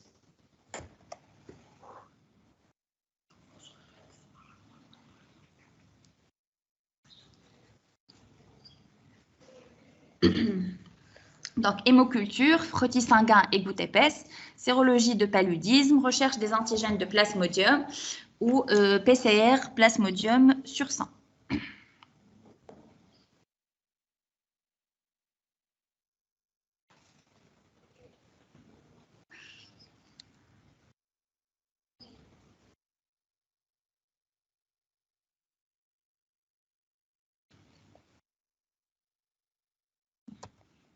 Donc, les réponses justes sont frottis sanguin goutte épaisse, oui, et aussi la recherche des antigènes de plasmodium par test rapide.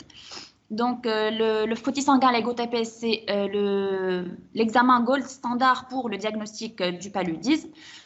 Donc, le frottis sanguin il nous permet d'identifier l'espèce de plasmodium. Donc, sur frottis sanguin, on va pouvoir visualiser l'aspect des trophozoïtes à l'intérieur des globules rouges qui diffèrent d'une espèce à une autre, avec une seuil de détection pour le frottis sanguin de 100 parasites par microlitre. Pour la goutte épaisse, elle nous permet de calculer la parasitémie avec un seuil de détection de 10 à 50 parasites par microlitre. Donc, elle est beaucoup plus sensible que le frottis sanguin pour les faibles parasitémies. Donc, ici, c'est la formule de la parasitémie. Donc, on va calculer le nombre total de globules rouges parasités dans 100 champs, divisé par le nombre moyen de globules rouges par champ, multiplié fois 100 champs, donc et multiplié par 100 pour avoir le pourcentage. Donc, le test diagnostic rapide, c'est comme le nom l'indique, il a un avantage d'être rapide avec un résultat au bout de 10 à 20 minutes. Il est basé sur l'immunochromatographie et il a une sensibilité similaire au frottis sanguin, donc de 100 parasites par microlitre. Donc ici, il y a 3 bandes. Il y a la bande contrôle, il y a la bande PLDH qui est spécifique du genre Plasmodium et la bande HRP2 qui est spécifique de l'espèce Falciparum. Donc, pour notre patient, il a une goutte épaisse et un frottis sanguin positif avec présence de trophozoïdes de Plasmodium falciparum. Il a une parasitémie évaluée à 5% et un test rapide positif à 2 bandes. Donc, s'agit-il d'un accès palustre simple ou grave? Disabled. Bon. Apparemment, on ne peut pas répondre à cette question. Donc, c'est un accès palustre grave. Quels sont les signes de gravité chez notre patient? Donc, déjà, le fait qu'il est venu aux urgences avec une altération de l'état de conscience, le score de Glasgow à 8 sur 15, l'ictère cutanéo-muqueux, la tension artérielle à 8 sur 4, avec donc une parasitémie à 5%. Donc, tout ceci, ce sont des facteurs de complications. Quels sont les examens complémentaires à demander pour rechercher les autres signes de gravité?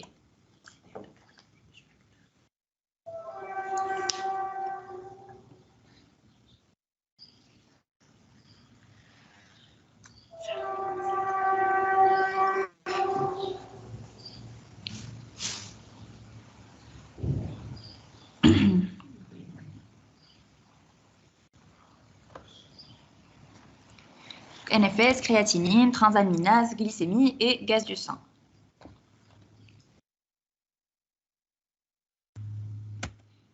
Donc, les réponses justes sont l'NFS, oui, en effet, la créatinine.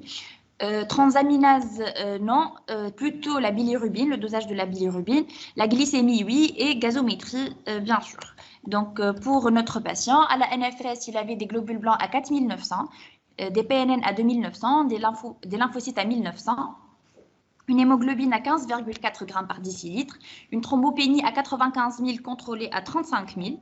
Il avait une cytolyse hépatique à 4 fois la normale, prédominant sur les azates, une hyperbilirubinémie avec une bilirubine totale à 65 mg par litre, une créatinine normale à 89 micromoles par litre, une glycémie à 5,8 millimoles par litre, et à la gazométrie, il avait un pH à 7,25. PaO2 à 99, PaCO2 à 28 et des bicards donc diminués à 15. Donc pour notre patient, l'hyperbilirubinémie est un signe de gravité et l'acidose métabolique est un signe de gravité. Donc pour la thrombopénie et la cytolyse, ils ne sont pas considérés comme signes de gravité. Un seul signe de gravité suffit pour retenir le diagnostic d'un accès palustre grave. Quels sont les autres facteurs signes plutôt de gravité? Les critères de gravité selon l'OMS, donc l'OMS elle a défini des critères cliniques et des critères biologiques. Les critères cliniques, c'est l'altération de l'état neurologique, que ce soit le trouble de la conscience, les convulsions, l'insuffisance respiratoire, donc le syndrome de détresse respiratoire, le collapsus circulatoire. Donc il y a aussi l'ictère et l'hémoglobinurie macroscopique qui sont la conséquence d'une hémolyse importante. Et donc, les critères biologiques, l'acidose métabolique, l'anémie grave, l'hyperparasitémie, l'hypoglycémie et l'insuffisance rénale. Donc, voici un petit mémotechnique pour retenir ces signes de gravité. Donc, CACHI-CACHO, C pour collapsus cardiovasculaire, A pour anémie, C pour CIVD, H pour hypoglycémie, I pour insuffisance rénale, C encore pour coma, A pour acidose, C pour convulsion, H pour hémoglobinurie macroscopique et O pour œdème pulmonaire lésionnel. Donc, la physiopathologie de cette maladie. Donc, j'ai déjà montré que le gaz hépatique, elle est asymptomatique. Donc, elle commence à apparaître au niveau du cycle érythrocytaire. Donc, la rupture ou l'éclatement des globules rouges, ils vont donc engendrer l'anémie. Puis, cet éclatement des globules rouges, il va donc engendrer le relargage de l'hémozoïne. L'hémozoïne, c'est un dédimère qui est produit par l'éclatement du globule rouge par le parasite. Ce dédimère, il va donc il va aller à la circulation sanguine et il va donc à l'hypothalamus pour provoquer une dysfonction de la thermorégulation et provoquer donc une fièvre très élevée. Donc, comme on peut le constater, le relargage de l'hémozoïne, il va dépendre du cycle et de la durée du cycle érythrocytaire. Donc, ça va dépendre du durée du cycle de chaque espèce. Pour Plasmodium knowlesi, puisque le cycle va durer 24 heures, ce sera une fièvre quotidienne. Pour Plasmodium falciparum vivax et ovale, ce sera une fièvre tierce. Et pour Plasmodium malariae, ce sera une fièvre quarte. Donc, tout ce cycle, il va donc engendrer une stimulation du système immunitaire, que ce soit innée ou adaptative, qui va donc induire une hyperactivité du système histiomonocytaire, d'où l'hépatomégalie et la splénomégalie. Et la splénomégalie va induire une thrombopénie qui est très fréquente dans l'accès palustre, même simple. Alors, comment expliquer alors les accès graves dus à Plasmodium falciparum?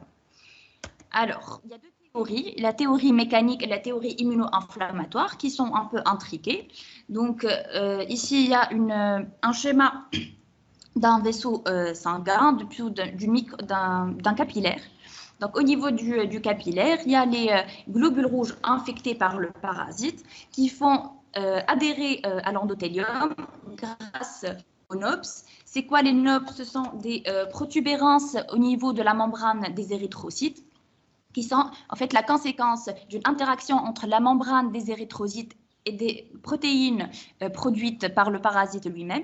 Donc, cette adhésion, il va entraîner donc un thrombus. Ce thrombus, il est constitué de globules rouges infectés, globules rouges sains, de plaquettes.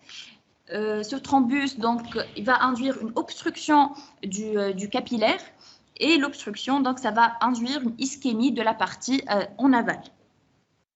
Par ailleurs, donc, cette biomasse formée par ce thrombus va former ou va produire des cytokines, surtout c'est l'interleukine 1. Et lorsque les globules rouges vont adhérer à la surface de l'endothélium, ça va entraîner une activation de l'endothélium. Donc, du coup, il y aura une modification de la perméabilité vasculaire. Et l'endothélium, il va produire des facteurs qui vont permettre aux globules blancs d'adhérer et de produire aussi des cytokines. Et donc, le tout, il va produire une inflammation locale très importante qui est responsable de la symptomatologie de l'accès palustre grave. Donc, comme conséquence, la séquestration des globules rouges va entraîner une ischémie. L'ischémie va entraîner des hémorragies locales. L'ischémie aussi, elle va entraîner une hyperlactatémie et l'acidose métabolique, qui est un signe de gravité du paludisme. Et donc, tout ceci, ça se produit au niveau du cerveau et en fait, c'est le facteur en fait de gravité dans le paludisme grave, c'est l'atteinte, c'est le neuropaludisme. Ça va entraîner les convulsions et l'altération de l'état de conscience, mais ce mécanisme, il peut atteindre d'autres organes et donc également les poumons qui va donc induire l'œdème pulmonaire lésionnel. mais aussi les reins, donc qui va se traduire par une insuffisance rénale.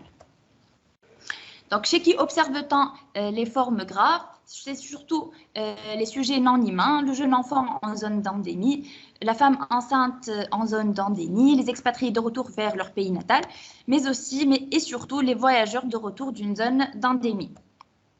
Donc, pour le cas de l'enfant, toute convulsion fébrile chez un enfant au retour d'une zone d'endémie palustre doit faire évoquer un accès palustre grave. Il y a quelques formes trompeuses qu'on ne doit pas passer inaperçues, la fièvre inconstante, mais surtout les troubles digestifs et le tableau abdominal pseudo-chirurgical. Des fois, domine le tableau clinique. Donc, quel est, à votre avis, le traitement de première intention qu'on doit prescrire?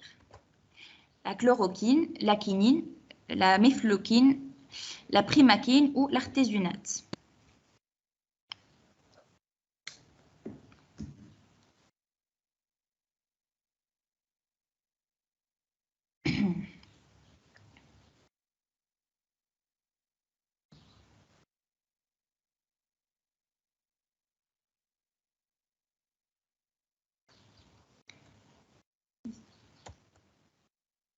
Donc, voilà, comme la majorité d'entre vous a répondu juste, c'est l'artésunate, mais on peut aussi prescrire la quinine.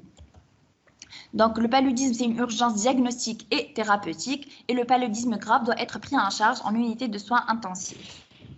Donc, l'artésunate, c'est une molécule qui doit être prescrite par voie intraveineuse lente ou par seringue électrique, à la posologie de 2,4 mg/kg par prise, à H0, H12, H24, puis une injection par 24 heures pendant un total de 7 jours.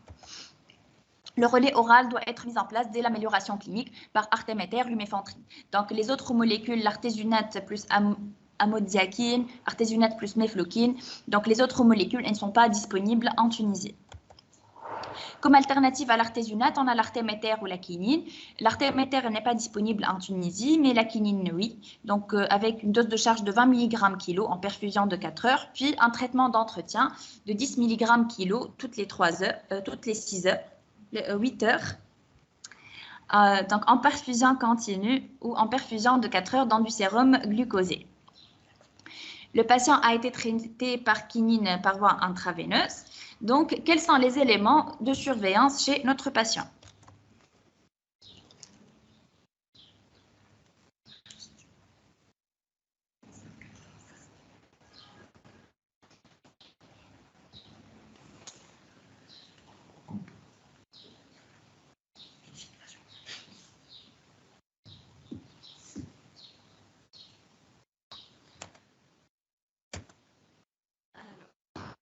Oui, donc vous avez, la majorité a répondu juste. Donc, il faut surveiller la glycémie, le CG. Bon, le bilan hépatique, pas particulièrement. Le frottis sanguin et la goutte épaisse à 48 heures du traitement. Donc, les éléments de surveillance, la glycémie, la quinine, en effet, c'est une molécule qui est très hypoglycémiante. La glycémie doit être horaire pendant la dose de charge, puis chaque 4 heures. Le CG, donc, il faut surveiller le QRS, il faut mesurer l'intervalle QT quotidiennement durant toute la durée du traitement. La quininémie doit être quotidienne pendant au moins 72 heures. Avec un seuil entre 10 et 12 mg par litre. Et la parasitémie, il faut refaire la parasitémie à J3, J7 et J28. Et pour l'accès palustre grave, il faut faire une parasitémie à J14. Donc, il faut aussi donner aux patients de la primaquine à la posologie de 0,25 mg/kg en une seule prise. Ça réduit la prévalence des gamétocytes et ça diminue la transmission. Donc, ça va diminuer les moustiques infectés. Et donc, pour Plasmodium falciparum, pour les autres espèces, Plasmodium malariae ovale, on peut rallonger la primaquine à 14 jours pour donc détruire les gîtes, détruire les hypnozoïdes et éviter la reviviscence. Donc, pour notre patient, il nous apprend qu'il compte retourner en Guinée pour le travail et vous demande comment faire pour éviter de nouveaux accès. Donc, pour la prévention, il y a la protection physique par des moustiquaires, des vêtements lents, mais aussi la protection chimique avec des répulsifs et la chimioprophylaxie. Et cette prévention, elle va nous permettre d'éviter l'accès palustre grave. Donc, la chimioprophylaxie va dépendre du pays à visiter. Donc, il y a les pays du groupe 1 qui sont des zones saines sans chloroquinorésistance. Les pays du groupe 2, ils ont une chloroquinorésistance. Et les pays du groupe 3, ils ont donc un taux élevé de chloroquinorésistance et de multirésistance. Les différentes molécules, on a la mifloquine, donc à 250 mg, un comprimé par semaine à commencer 10 jours avant le départ, pendant le séjour et 3 semaines après le retour. Le Malarone 250 sur 100 mg, un comprimé par jour à commencer le jour du départ, puis pendant le séjour et 7 jours après le retour. Et la doxycycline 100 mg par jour à commencer le jour du départ, puis pendant le séjour et 7 jours après le retour. Donc, pour quelques nouveautés, on a le vaccin antipaludique qui a commencé à être commercialisé en octobre 2021. Selon l'OMS recommande l'utilisation de ce vaccin chez l'enfant entre 6 semaines et 17 mois dans les zones à transmission modérée à forte du paludisme à Plasmodium falciparum, et ça permet de réduire considérablement la morbimortalité palustre chez le jeune enfant. Et donc, je conclue avec cette image en 3D du trophozoïde de Plasmodium falciparum. Je vous remercie pour votre attention. Merci Khadir pour cette excellente présentation. Donc, bon, je me permets de revenir sur le diagnostic biologique du paludisme et les techniques qu'on utilise. Vous m'entendez? Oui. Oui. Oui, d'accord. Donc, les techniques de référence, c'est le frottis sanguin et la goutte épaisse qu'il faudra associer systématiquement. Donc, pour le calcul de parasitémie, vous avez dit qu'on la calcule à partir de la goutte épaisse, mais il faudra la calculer à partir du frottis sanguin, parce qu'on la calcule par rapport aux globules rouges parasités. Et la goutte épaisse, on passe par une hémolyse préalable avant de faire la coloration. Donc, au niveau de la goutte épaisse, on ne voit pas les globules rouges. D'accord? Donc, le frottis sanguin, sur le plan pratique, on commence par lire la goutte épaisse, qui est une technique de concentration. Ça permet de concentrer les parasites, mais ça ne permet pas d'identifier l'espèce. Donc, une fois positif, on passe par le frottis sanguin, qui permet le diagnostic d'espèce, et en cas de Plasmodium falciparum, de calculer la parasitémie. Mais si jamais la parasitémie elle est très très faible, on pourra calculer la parasitémie sur la goutte épaisse, et c'est par rapport aux globules blancs et non pas par rapport aux globules rouges. D'accord. D'accord. Sinon, pour le test rapide, donc le test rapide que vous avez utilisé, il utilise deux types d'antigènes. Donc la bêta-aldéH qui est un antigène commun aux 4 espèces, HRP2 qui est un antigène spécifique au Plasmodium falciparum. Donc, lorsqu'on va sortir le résultat, on doit mentionner l'espèce et non pas dire la présence de bandes. Donc, dans le cas de figure que vous avez utilisé, la présence de bandes signe donc l'espèce Plasmodium falciparum. Oui. Oui, donc c'est bon. Est-ce qu'il y a d'autres questions? Est-ce qu'il y a des commentaires à rajouter, des questions?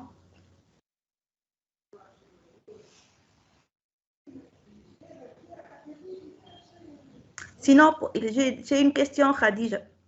Pour la chimioprophylaxie, un commentaire d'abord, il faut spécifier que dans notre pays, dans le cadre du maintien du programme national du paludisme, la chimioprophylaxie qui est à base de mefloquine, donc elle est délivrée gratuitement au niveau des services sanitaires, au niveau de l'aéroport.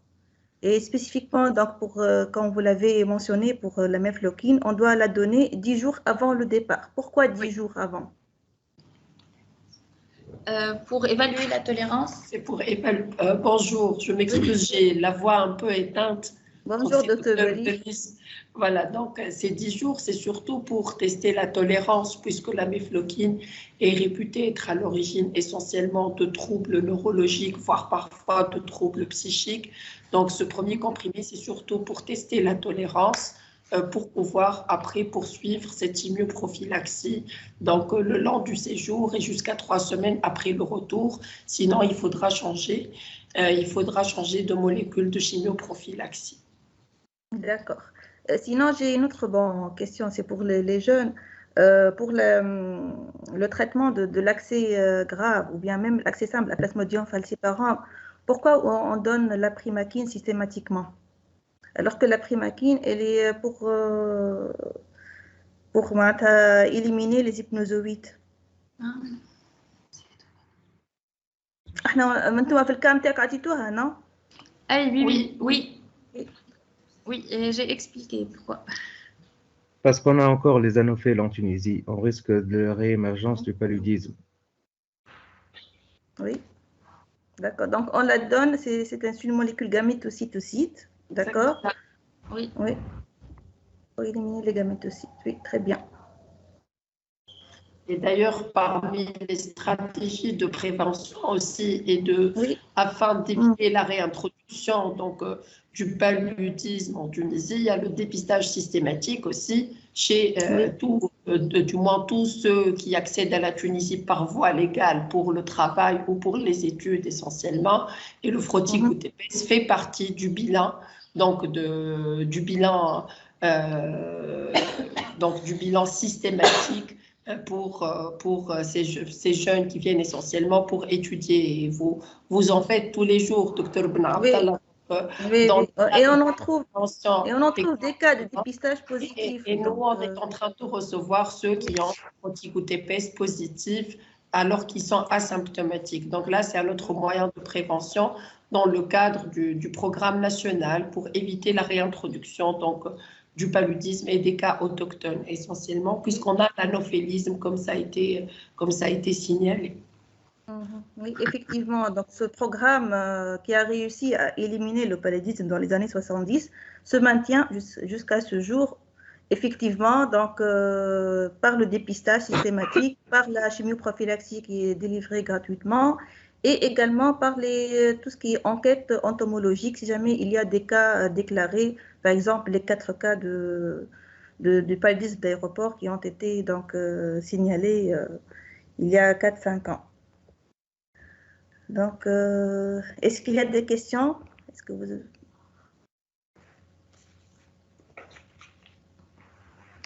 C'est bon?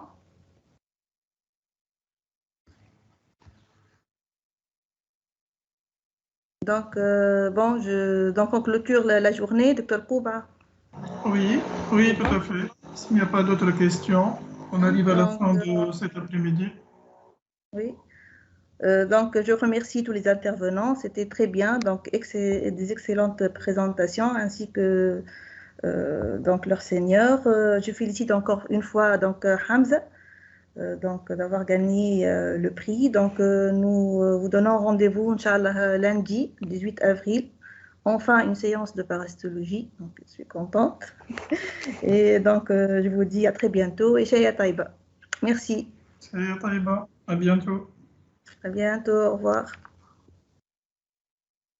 Au revoir, à bientôt. Au revoir.